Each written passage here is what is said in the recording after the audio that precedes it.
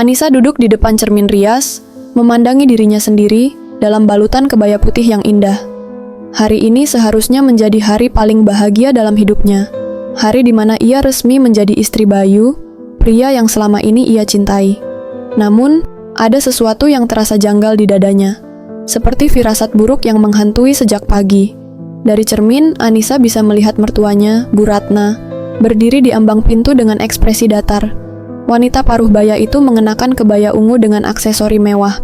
Matanya menatap Anissa dengan dingin, seolah kehadiran menantu barunya bukanlah sesuatu yang ia harapkan. "Kamu siap?" tanya Bu Ratna tanpa nada hangat dalam suaranya. Anissa tersenyum canggung dan mengangguk. "Iya, Bu." Bu Ratna mendengus kecil sebelum melangkah keluar. Anissa menarik napas panjang, mencoba mengabaikan sikap mertua barunya. Bayu mencintainya, itu yang selalu ia yakini. Tak peduli bagaimana sikap mertuanya, ia akan berusaha menjadi istri yang baik. Setelah akad nikah selesai, tamu-tamu mulai memberikan ucapan selamat. Anissa tersenyum pada setiap orang yang datang. Tetapi satu hal membuatnya semakin resah. Bayu nyaris tak menggenggam tangannya sepanjang acara. Ia lebih sibuk mengobrol dengan ibunya atau teman-temannya. Saat acara selesai dan para tamu mulai meninggalkan gedung, Bu Ratna mendekati Anissa dan Bayu dengan ekspresi puas.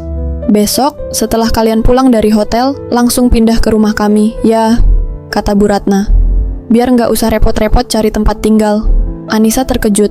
Sebelumnya, ia dan Bayu sempat membahas rencana untuk tinggal di apartemen kecil setelah menikah. Tapi Bayu hanya diam dan mengangguk.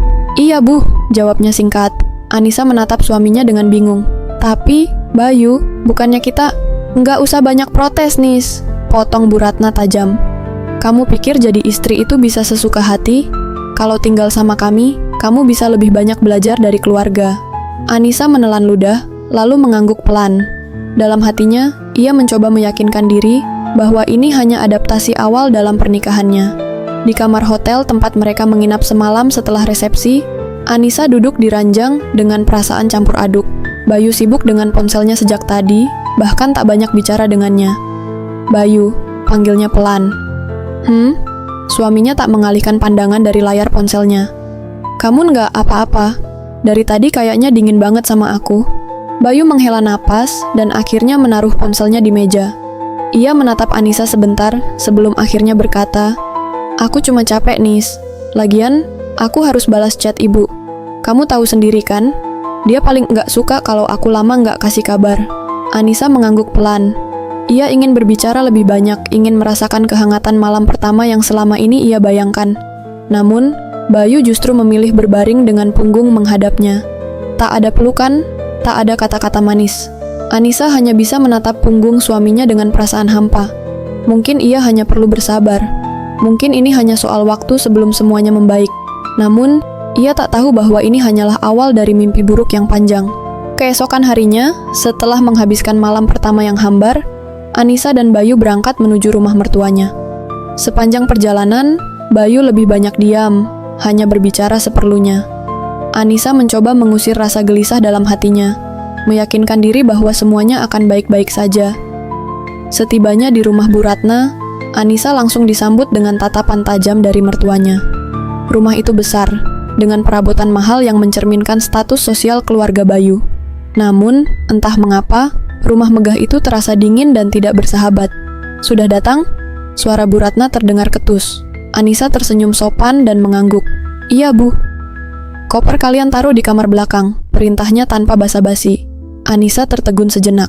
Ia mengira akan berbagi kamar dengan Bayu di ruangan yang lebih layak, tapi ternyata yang dimaksud kamar belakang adalah kamar kosong, yang ukurannya jauh lebih kecil dari kamar Bayu.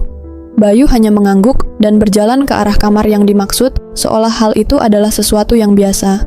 Anissa mengikutinya dengan kebingungan. "Bayu, kenapa aku tidur di kamar ini?" tanyanya setelah mereka masuk dan menutup pintu. Bayu menghela napas, tampak enggan menjawab. "Sementara aja, Nis. Ibu nggak suka kalau kita tidur sekamar sebelum ada acara selamatan pernikahan." Alasan itu terdengar aneh di telinga Anissa, tapi ia tak ingin berdebat. Ia hanya berharap semua ini memang hanya sementara. Hari-hari pertama Anissa di rumah mertuanya terasa berat. Ia diperlakukan lebih seperti asisten rumah tangga dibanding sebagai menantu. Setiap pagi, sebelum subuh, ia harus bangun lebih awal untuk membantu memasak sarapan. Setelah itu, Ia harus membersihkan rumah, mencuci piring, bahkan menyetrika pakaian seisi rumah. Bayu?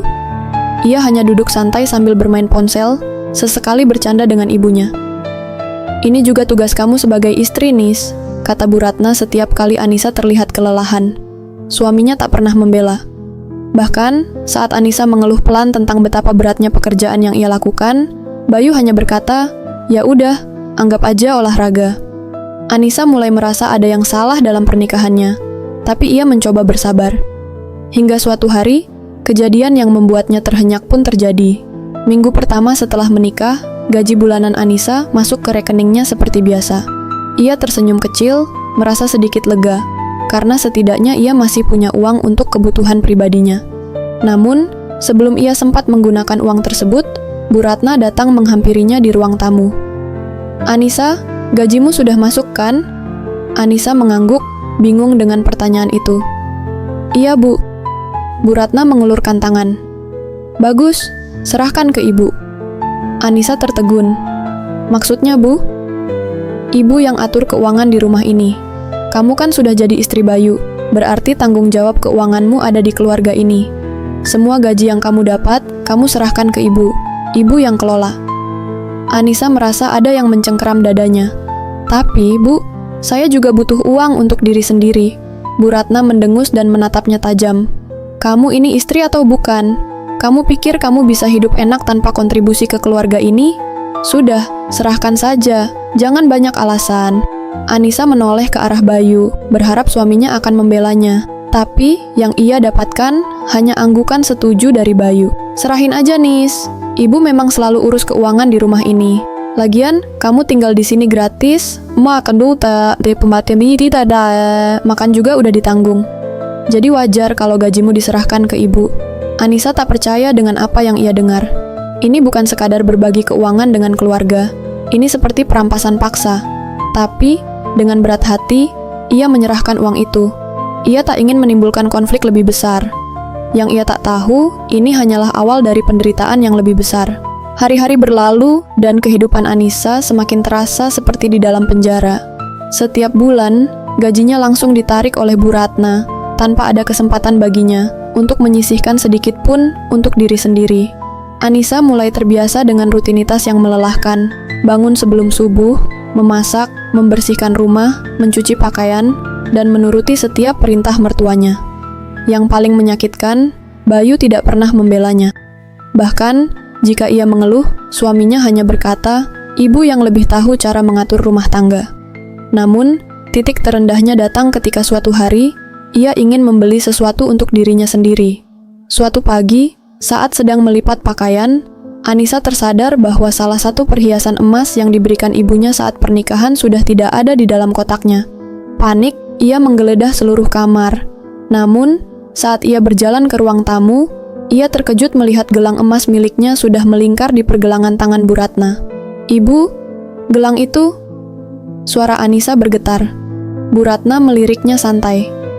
"Oh, ini, ibu butuh uang tambahan buat keperluan rumah, jadi ibu gadaikan. Nanti kalau ada uang lebih, baru ibu tebus lagi." Anissa terdiam. Dadanya sesak. Itu adalah satu-satunya kenang-kenangan dari orang tuanya. "Tapi, Bu, itu gelang saya. Itu hadiah dari ibu saya." Bu Ratna mendengus dan menatapnya tajam. "Kamu ini bagaimana ya? Hidup di rumah ini, makan di sini, semua kebutuhanmu ibu yang urus. Sekarang kamu ribut soal gelang sepele?" "Tapi itu milik saya, Bu." Belum selesai Anissa berbicara, Bayu tiba-tiba berdiri dari sofa dan menatapnya kesal. "Udah, Nis, nggak usah ribut soal hal kecil. Kalau ibu butuh, ya kita bantu. Kamu ini udah jadi bagian dari keluarga, jangan egois." Anissa merasa dadanya remuk. Egois? Ia mengorbankan semua penghasilannya, waktunya, bahkan tenaganya untuk melayani keluarga ini. Dan sekarang suaminya malah menyebutnya egois hanya karena ia mempertahankan sesuatu yang menjadi haknya. Hari itu, Anissa menangis sendirian di kamar. Ia merasa kehilangan harga dirinya sedikit demi sedikit. Ia bekerja keras, tapi tak pernah memiliki uang sendiri. Semua barang pribadinya satu persatu menghilang. Ia ingin melawan, ingin berkata bahwa ini tidak adil. Tapi ia takut pada suaminya yang tak pernah membela. takut pada mertuanya yang selalu menyudutkan. Dan saat ia menatap dirinya di cermin malam itu, ia sadar, ia bukan lagi dirinya yang dulu. Ia hanyalah seorang istri yang diperlakukan seperti mesin uang. Malam itu, Anissa duduk termenung di sudut kamar kecil yang bahkan lebih mirip gudang daripada tempat tinggal seorang istri. Dingin merayapi kulitnya, tapi tidak ada yang lebih membekukan daripada perasaan kosong di dadanya. Sudah hampir setahun sejak pernikahannya, tapi hidupnya terasa lebih menyakitkan dari seorang tahanan. Ia tak punya uang, ia tak punya kebebasan, ia tak punya harga diri. Suaminya bukan pasangan, melainkan seorang pengecut yang hanya menuruti ibunya. Mertuanya bukan keluarga, melainkan majikan yang memperlakukannya lebih rendah dari pembantu. Dan yang paling menyedihkan, ia bahkan tidak bisa pulang ke rumah orang tuanya. Saat terakhir kali ia menelepon ibunya, ia ingin mengungkapkan semuanya. Ia ingin menangis, ingin berkata bahwa ia tak sanggup lagi. Tapi saat mendengar suara ibunya yang ceria, ia tak tega. "Kamu bahagia kan, Nak?" Tangan Anissa mencengkeram ponselnya lebih erat saat itu. Apa yang harus ia katakan? "Ibu bangga sama kamu. Anissa pasti istri yang baik, ya. Jangan sampai buat suami dan mertua kecewa, ya, Nak." Saat itu, ia hanya bisa menjawab, "Iya, Bu, Anissa bahagia." Lalu ia mematikan telepon dan menangis semalaman. Ia tak ingin membuat ibunya khawatir. Ia tak ingin ibunya tahu bahwa putrinya yang dulu penuh impian, sekarang hanya seorang wanita yang bahkan tak bisa membeli sepotong roti tanpa izin dari mertua. Suatu malam, setelah seharian bekerja membersihkan rumah dan melayani tamu-tamu ibu mertuanya, Anissa merasa sangat lapar.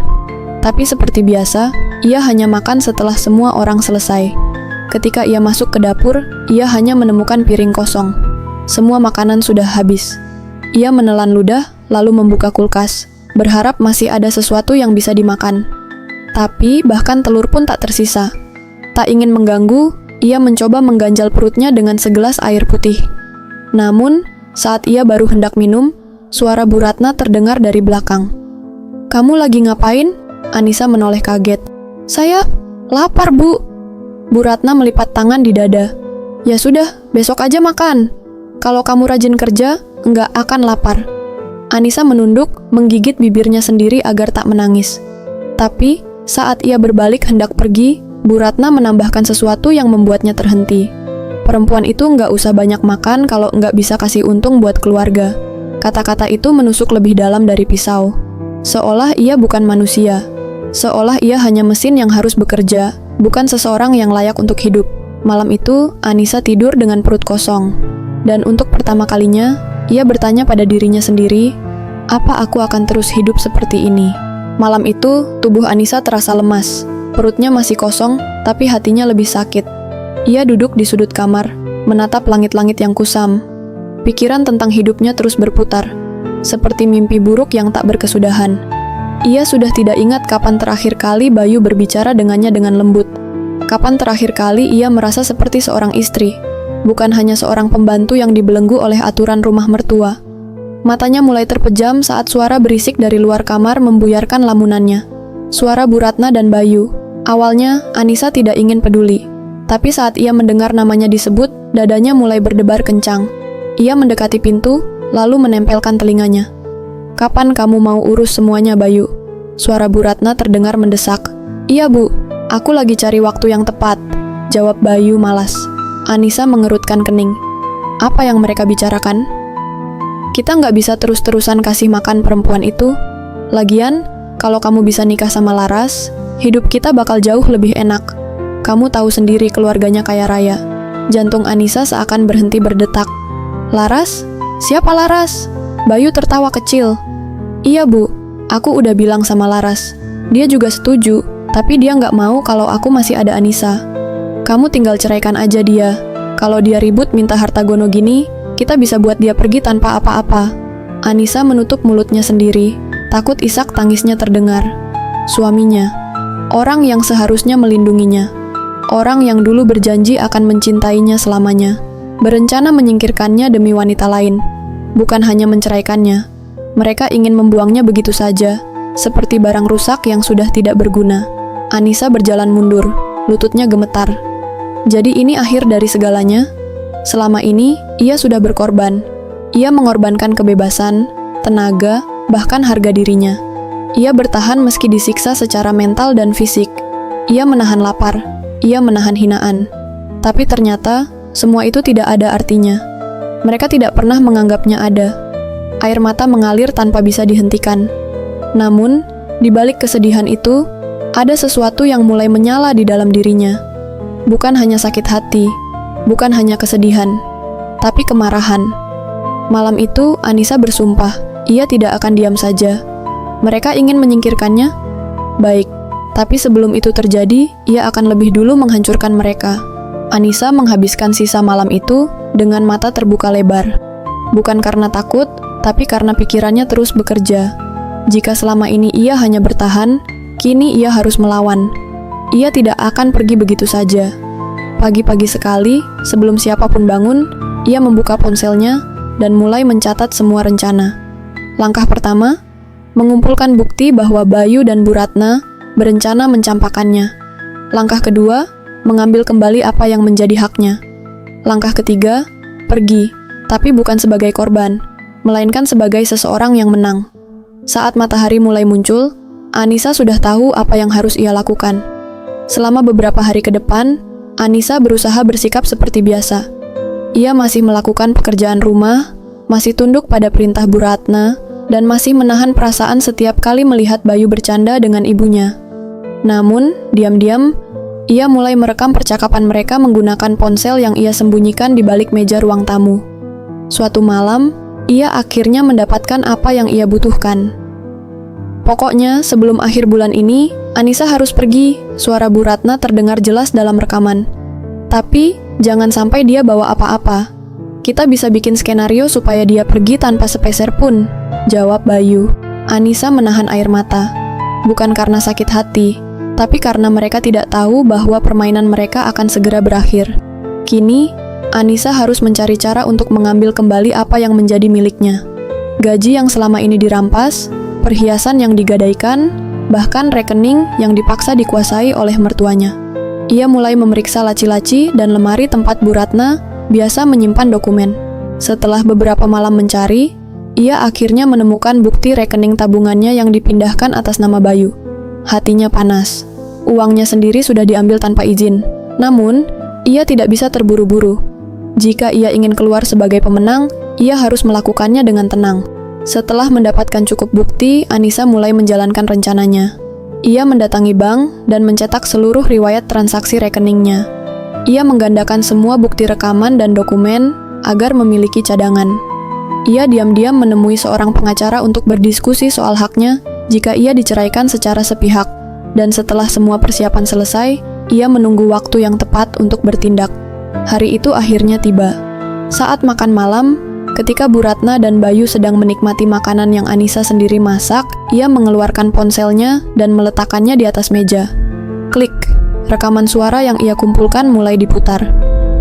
Pokoknya, sebelum akhir bulan ini, Anissa harus pergi. Tapi, jangan sampai dia bawa apa-apa. Kita bisa bikin skenario supaya dia pergi tanpa sepeser pun. Bayu dan Bu Ratna terdiam. Wajah mereka langsung pucat. Apa-apaan ini? Bu Ratna membentak, tapi suaranya bergetar. Anissa menatap mereka tanpa ekspresi. Untuk pertama kalinya, ia tidak takut lagi. Saya juga punya bukti rekening yang dipindahkan atas nama suami saya. Ini ilegal. Anissa mengeluarkan beberapa lembar kertas dari tasnya dan melemparkannya ke atas meja. Bayu meraih kertas itu dengan panik. Ia membaca cepat, lalu melirik ibunya. Bu, gimana ini? Bu Ratna berusaha mengendalikan situasi. Kamu nggak punya bukti kuat. Lagian, kamu cuma menantu di rumah ini. Kalau kami mau mengusirmu, kamu bisa apa? Anissa tersenyum tipis. Benarkah, Bu? Kalau begitu, bagaimana kalau saya laporkan ke polisi? Penggelapan uang, penipuan pernikahan, dan pencurian aset pribadi? Mata Bu Ratna membelalak. Kamu nggak akan berani. Anissa menatapnya tajam. Coba saja. Ruangan terasa hening. Bayu mulai berkeringat. Ia tahu kali ini mereka berhadapan dengan Anissa yang berbeda. Saya akan pergi, lanjut Anissa. Tapi saya akan membawa semua yang menjadi hak saya, termasuk uang saya sendiri yang sudah kalian ambil. Bayu menatap ibunya, mencari petunjuk, tapi kali ini bahkan Bu Ratna tidak bisa berbuat apa-apa. Anissa mengambil tasnya dan berdiri. Untuk pertama kalinya, ia merasa bebas. Tanpa menoleh lagi, ia berjalan keluar dari rumah itu. Namun sebelum pergi, ia meninggalkan satu kalimat yang membuat mereka benar-benar hancur. Kalian akan menyesal karena pernah memperlakukan saya seperti ini. Dan saat Anissa melangkah keluar, ia tahu, ini bukan akhir. Ini adalah awal dari hidup yang baru. Langkah Anissa terasa ringan saat meninggalkan rumah itu. Tidak ada lagi belenggu yang menahannya. Tidak ada lagi suara-suara yang merendahkannya. Dan yang paling penting, tidak ada lagi Bayu dan Bu Ratna dalam hidupnya. Tapi saat angin malam menyentuh wajahnya, realitas menghantamnya keras. Ia tidak punya tempat untuk pulang. Dengan uang yang berhasil ia tarik dari rekeningnya, ia memesan taksi menuju sebuah hotel kecil di pinggiran kota. Malam itu, ia duduk di tepi ranjang sambil memeluk dirinya sendiri. Masa lalunya baru saja ia tinggalkan, tapi masa depannya masih kosong. Namun, untuk pertama kalinya dalam waktu yang lama, ia bisa bernapas lega. Tidak ada lagi perintah, tidak ada lagi ketakutan. Keesokan paginya, Anissa menatap dirinya sendiri di cermin hotel. Mata sembab, wajah lelah, tapi ada sesuatu yang berbeda. Matanya lebih hidup. Ia tahu satu hal, ia tidak boleh tenggelam dalam kesedihan. Langkah pertama, mencari tempat tinggal tetap. Langkah kedua, menggunakan uangnya dengan bijak untuk membangun hidup. Langkah ketiga, membuktikan bahwa dirinya tidak butuh mereka untuk bahagia. Anissa mulai mencari apartemen kecil yang cukup nyaman untuk ditinggali sendiri. Dalam beberapa hari, ia menemukan tempat yang cocok dan membayar sewanya. Sambil beres-beres, ia tersenyum kecil. Ini pertama kalinya dalam pernikahannya ia memiliki ruang yang benar-benar miliknya. Tidak ada lagi tangan yang merampas haknya. Tidak ada lagi suara yang menghina dirinya. Hari-hari Anissa mulai terasa lebih tenang. Ia kembali bekerja dan untuk pertama kalinya gajinya benar-benar miliknya. Namun, satu malam, saat ia sedang menikmati teh di balkon apartemennya, ponselnya bergetar. Bayu. Anissa menatap layar itu dengan dingin. Sudah beberapa minggu sejak ia pergi, dan sekarang Bayu akhirnya mencarinya. Panggilan itu terputus. Tak lama, muncul pesan masuk. Bayu. Nis, aku butuh bicara. Tolong angkat. Anissa mengabaikannya. Lalu pesan berikutnya datang. Bayu, kita bisa ketemu sebentar? Aku nyesel. Anissa terdiam. Dulu, ia mungkin akan menangis membaca pesan ini. Tapi sekarang, ia hanya tertawa kecil. Tanpa berpikir panjang, ia memblokir nomornya. Masa lalu tidak akan pernah bisa menjangkau hidupnya lagi. Beberapa hari kemudian, Anissa menerima kabar dari seorang teman lama yang masih mengenal keluarga Bayu. Lu tahu nggak? Nggak, Wak. Laras, cewek yang dijodohin sama Bayu, ternyata cuma mainin dia doang. Dia udah nikah sama pria lain. Anissa tersenyum tipis. Jadi rencana mereka gagal? Temannya melanjutkan. Terus, bisnis keluarga Bayu bangkrut. Katanya utang mereka udah numpuk. Jadi ini karma mereka. Dulu, Bayu dan ibunya berpikir bisa membuangnya begitu saja dan menggantinya dengan wanita yang lebih kaya. Mereka pikir uang bisa menyelamatkan segalanya. Tapi sekarang, mereka bahkan tidak punya apa-apa lagi. Anissa tidak merasa kasihan. Mereka pantas menerima itu. Malam itu, Anissa menyalakan lilin kecil di apartemennya. Ia menatap pemandangan kota dari jendela, meresapi udara kebebasan yang selama ini ia impikan. Dulu, ia pernah berpikir bahwa kebahagiaan hanya bisa didapat dengan memiliki suami yang baik dan keluarga yang harmonis. Tapi sekarang, ia mengerti bahwa kebahagiaan datang ketika ia bisa berdiri sendiri. Ia bukan lagi Anissa yang dulu. Ia bukan lagi seorang istri yang menderita. Kini, ia adalah seorang wanita yang bebas, kuat, dan tak bisa diinjak oleh siapapun lagi. Dan untuk pertama kalinya setelah sekian lama, Anissa tersenyum dengan tulus. Tamat.